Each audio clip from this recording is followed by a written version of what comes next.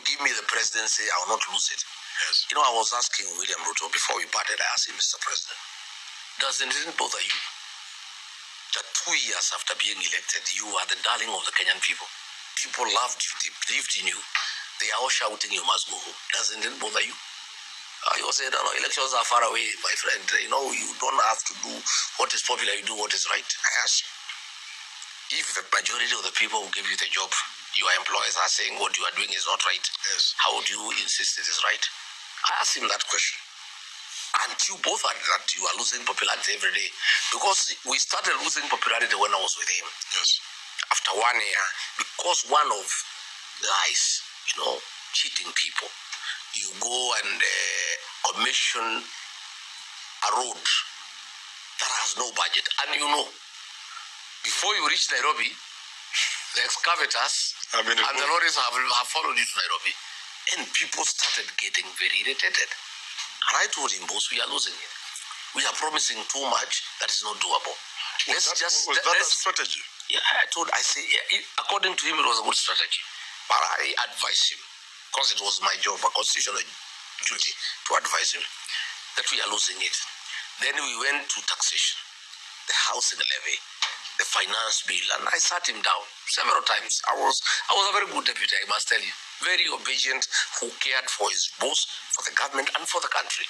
And I sat him down, I said, boss, there's too much grubbering, and there's too much dissatisfaction, and it's becoming agitation, and it's not good for us, for the country.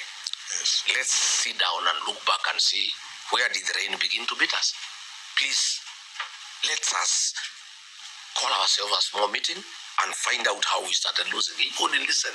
So when I insisted so much that we must listen to Kenyans, that we must agree to listen to them, yes, and take action on what they are saying, he became very, very agitated with me.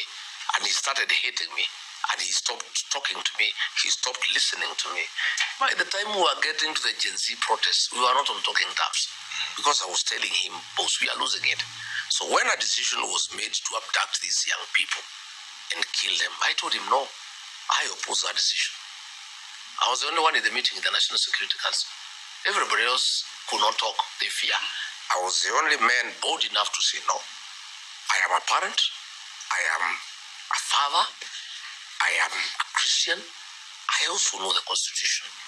These young people, the Gen Zs, have a point. Let's listen to them. I don't think abducting them and killing them will solve any problem. It will make it worse. And of course, he couldn't take it.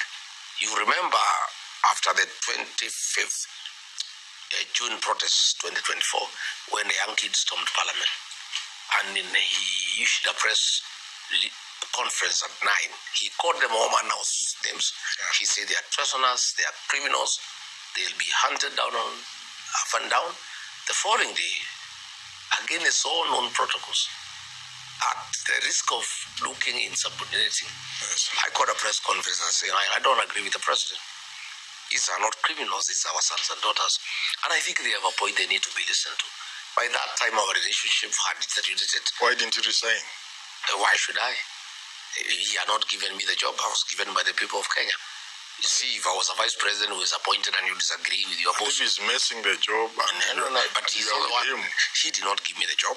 I was given the job by the people of Kenya. Okay. The people of Kenya didn't have a problem with me. They wanted somebody who can speak for them. And I think the framers of the 2010 Constitution were right. You needed a deputy president who is elected, who can offer some oversight within government. And protected by the law. And protected by the law. And he could not take advice. How long do you think it would have taken him to sack you if it had been under the old constitution? No, he would have sacked me from the first day. He didn't just helping him to win? He was just using me to win. He's a user. You would not have finished a year? No, I don't think so. He had a problem with me from day one. Because one, he hates the truth. Yes. Number two, he doesn't want anybody around him who has an opinion. He doesn't want anybody around him who thinks. He wants robots and data heads, people who just say yes, sir, and who cannot ask any question, who cannot give any contribution. Yes. He was happy for me to help him to become president. But he wanted a Rigathi Gachagua who is running it. for the purposes of getting elected. Elections. But he didn't want a Rigathi Gachagua who is a deputy president. He wanted a Kithure Kindiki who is a deputy president. Rigathi Gachagua who is running mate. You remember Kithure Kindiki wanted to be running mate? Yes, and he said no. Yes. He knew the guy could not deliver the votes. Yes. So he needed a Rigathi Gachagua. But then when he will want then he decided now, let me have what I wanted from day one. A deputy president. Kithure Kindiki who is a deputy president. Yes. A guy who would never say no. A guy who would say yes, sir. A guy who will not question anything. A guy who is not people-oriented. A guy who doesn't care for the people of Kenya. He's just looking after his own job and his own stomach and pleasing his boss. I was made from very different metal. And, looking in hindsight, I don't think I should have really taken that job as a running mate. Well, looking back, I think I didn't understand this guy well. I only understood him when he got power. I think he was too good an actor before he got power. He was a very good pretender. Do you think Nani is surviving? Who? Before we come around to finishing this issue, people are really asking me to ask you. Who?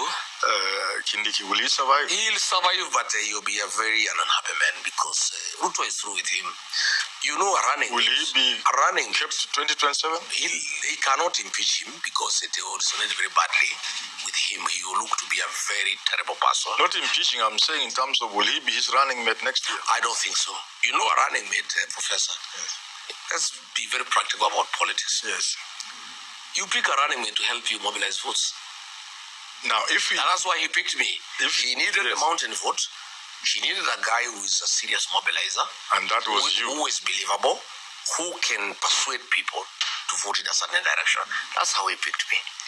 Kindiki... When I look at this mountain... Yes. This mountain is through with William Ruto. Completely. He cannot get too far. So are you saying even if you were to remove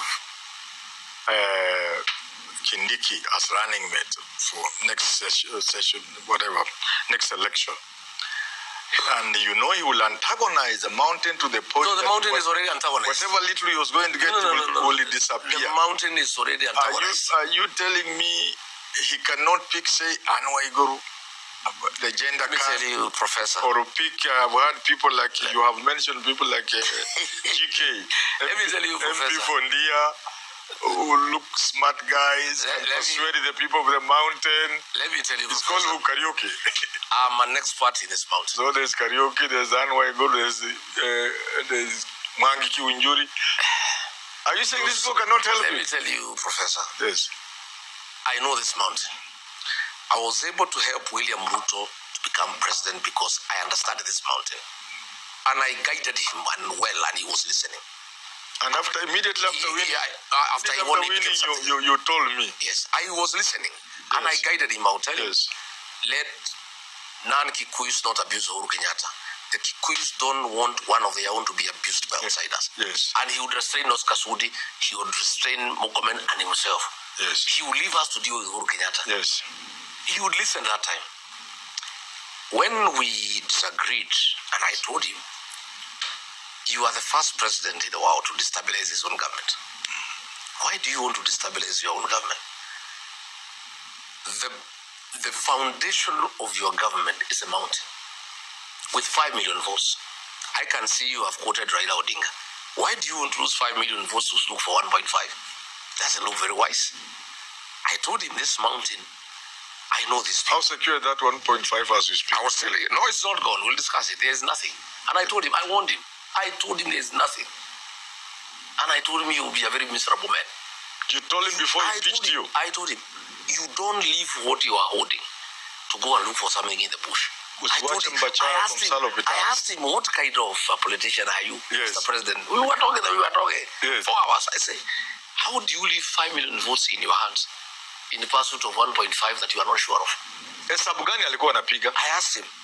He said, no, I have a lot of experience, my friend. I've been around for 35 years. I became president against a sitting president. Don't joke with me. I know what I'm doing. You have no experience yourself. You are just a one-time member of parliament. You know nothing. I told him, Mr. President, I agree. I know nothing about this country. You know much more than I do. But in matters mountain, I know more than you do. You know nothing. Because you are not one of us. You believe you are one of us because we give you votes. You are not one of us. You don't understand this mountain. I told him, The mountain hates betrayal. The sin of betrayal is not forgiven in the mountain. Once it has taken place, it has no remedy. Because of what they went through. It has no remedy. It's because of the freedom struggle. Yes. But the British were really hard on the Kikuyu nation. But the British would have been dealt with within a year. But it became impossible to deal with them because of betrayers. From inside. The collaborators from inside. Because they are the ones who knew the valleys and the caves and who is who. So the Kikuyu nation was really brutalized by the British settlers because of betrayers. And the people of the mountain hated betrayal. It has never left them. It's part of their DNA. And I told William Ruto, my friend, you yourself, William Ruto, you are a beneficiary of the mountain's distaste for betrayal. These mountain people don't like you. They don't even trust you. But the fact that they think you are betrayed by Uhuru Kenyatta, and since they hate betrayal, they'll punish Uhuru Kenyatta and make you president. Not because they like you, not because they believe in you, but because they hate betrayal. And they don't like injustice. And they don't like somebody being mistreated for whatever it is worth. So these Kikuyus, these Merus, these Embus, decided to make you president to tell Uhuru Kenyatta, no, betrayal is unacceptable among our people. Now, so I told him, yes, if they punished Uhuru Kenyatta their own for betraying the son of another who is not their own, now if you betray their own and you are not one of them, how will they will punish you 10 times. I told him the way you are talking. He said, no, I'll take the consequences. He told you he will take the consequences. He said, I'll take the consequences. I said, my friend, I know these people. Don't destabilize your government. Don't destabilize your government. If you think I'm asking too many questions, just be patient the way Uhuru Kenyatta was patient with you for 10 years. For another 3 years, then you can change me and bring somebody else. But if you betray the mountain, you will not have peace for the remainder of your presidency. And this mountain will make you one term. He said, don't threaten me. That is blackmail. I said, it's not. I'm just being a truthful deputy. I'm your person. We were elected together. It has been said. I wanted us. It has been rumored. Just like you get information, we also get a bit that you are a bit disrespectful to the president. You even shouted at times. You banged the table. How true is that? Well, when two men of similar age are arguing, it's normal for people to lose their temper. He was very abusive. Yes. If he abuses me, I answer back. In any case, he was elected, I was elected. We were elected, both of us. And my vote made him president. It's a vote he should have respected. And I was not being rude to him. I was just being truthful. Telling him, look here, hey, we were elected by Kenyans. They are losing faith in us. We'll be in trouble in another 3 years. Please, let's listen to them. Let's not kill children. Let's not abduct children. Let's not have extrajudicial killings. We promise people will not do demolitions and eviction. We are doing it. Please, let's not do it. We are overtaxing people.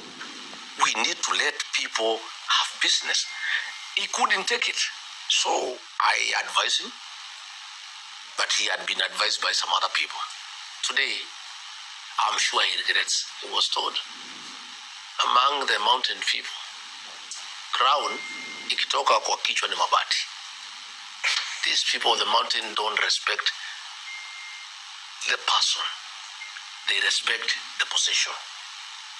Once he is removed as deputy president, he will not even be invited in federal committees. That is what he was told. He was told like that? Yeah, and he believed it because he doesn't know At the end of Wamunyoro village, no, he doesn't know our people. Yes. And when I was removed and there were no demonstrations, he confirmed. He thought it is true because ordinarily the other communities would have been in the streets. Yes. But the mountain people are very different. When they are angry, they keep quiet. If they are too angry, they sing. They sing. That's what happened. They were in shock. Yes. But a man they trusted, they made him president. He made a commitment he would never humiliate his deputy. He has not only humiliated him, but removed him from office. Yet this man was the custodian of their interest in the government, and he has removed him. They were so shocked. It took like a week for them to internalize what had happened. Then the second week, they started getting angry. The third, fourth week, they started singing. The fifth week, they started saying Ruto must go in bus. The sixth week, songs started coming up. The anger kept on building, the anger kept on building. Then he added insult to injury. He started now sending goons to attack me in church. He started sending goons to attack me in meetings. The people got even more angrier because he was doing what the British were doing. Not just persecuting a community, but being physical. The British were very physical against the Kikuyu nation.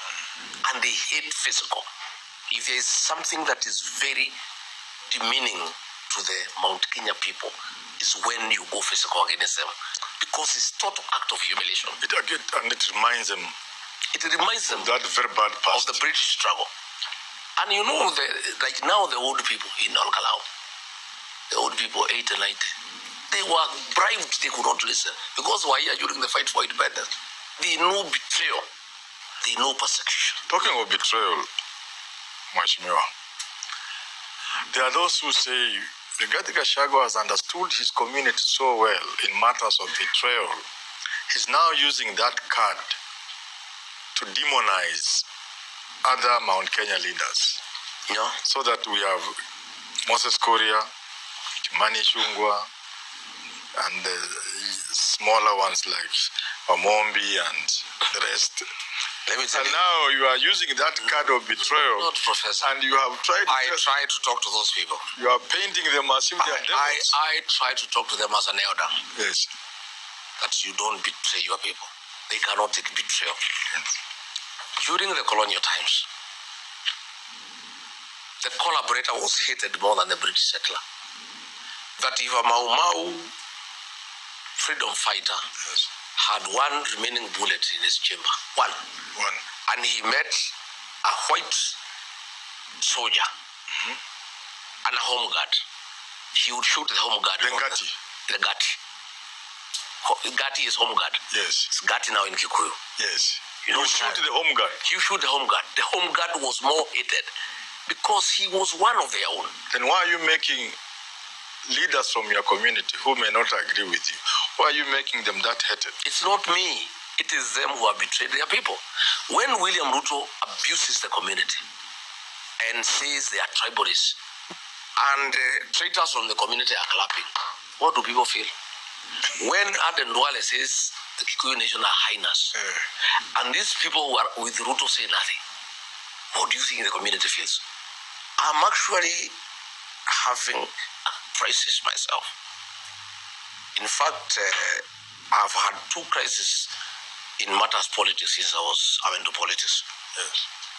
When I was being removed from office, William Ruto offered me all sorts of inducements to resign. And many of my friends and allies thought I should resign in honor so that I get my dignity and my perks. And others thought I should allow them to impeach me. It was a very difficult decision for me. Yes. It was very agonizing. I'm having a similar problem. I want everybody from the community to come back home to the DCP. But the community is saying no. The community is saying no, we don't want traitors. Anybody who removed from office, we don't want. Anybody who passed Finance Bill 2024, we don't want. Anybody who has been organizing goons to attack churches and kill our people, we don't want. But people can change. I'm just saying I'm willing. Why don't you explain to them that I am just like soul became soul, human beings change? I am having a great problem. A great problem. I don't know what to do. I am of the opinion myself that we forgive them. Because at the end of it all, they are our children. You can't convince them. And Ruto is a very deceptive character. And he can deceive anybody because he deceived me also. He deceived our bishops. Anybody can be deceived. And Ruto is such a con man. He can deceive anybody. I am appealing to other leaders and the community to forgive these people. But they don't want. Yesterday, a member of parliament who works with Ruto came to this gate here.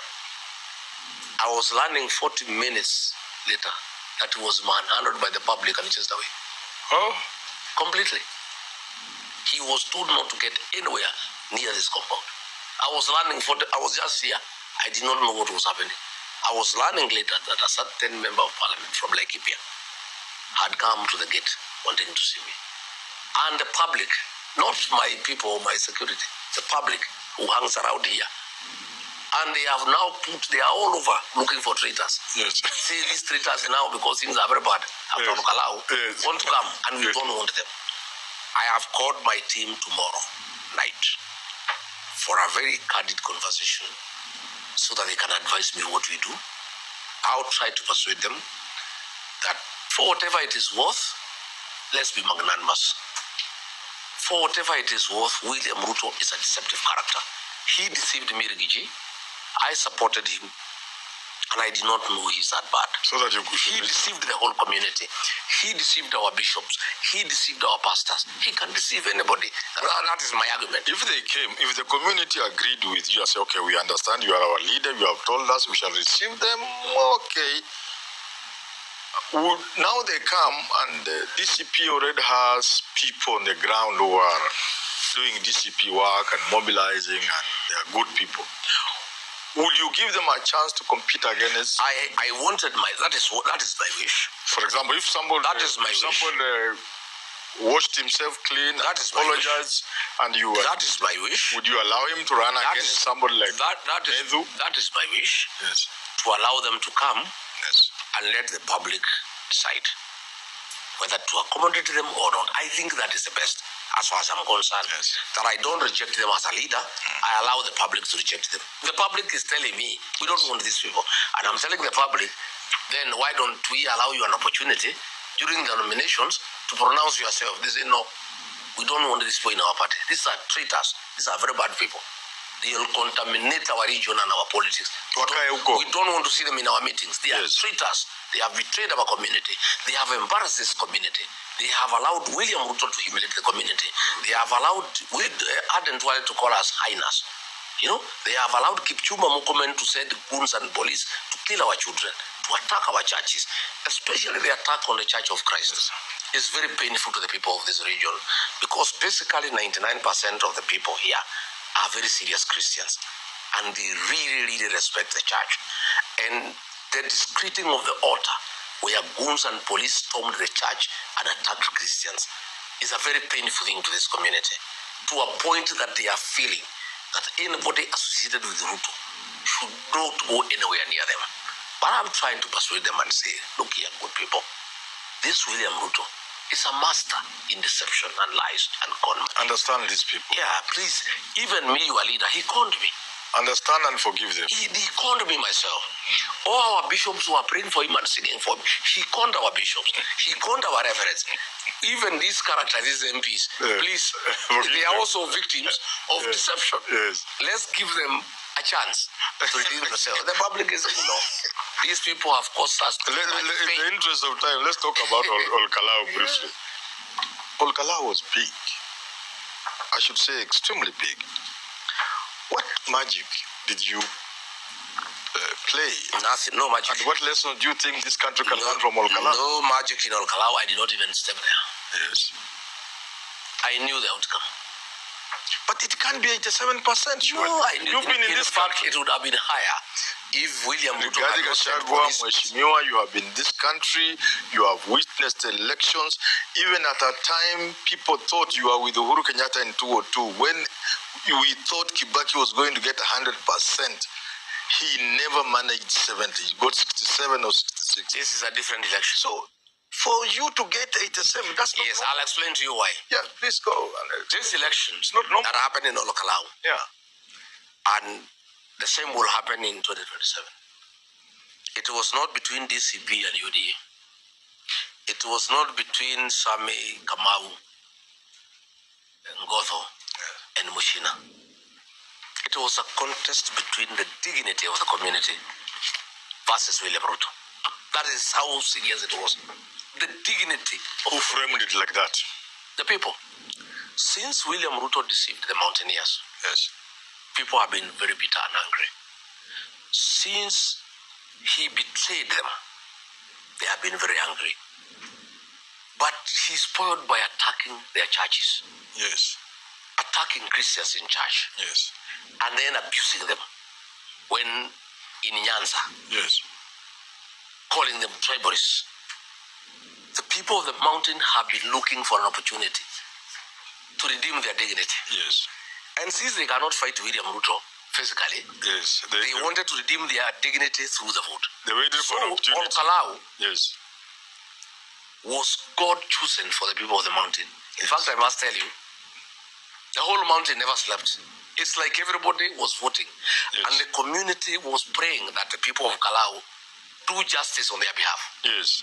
And restore the dignity of the community. That is why William Ruto sent projects worth 14.5 billion.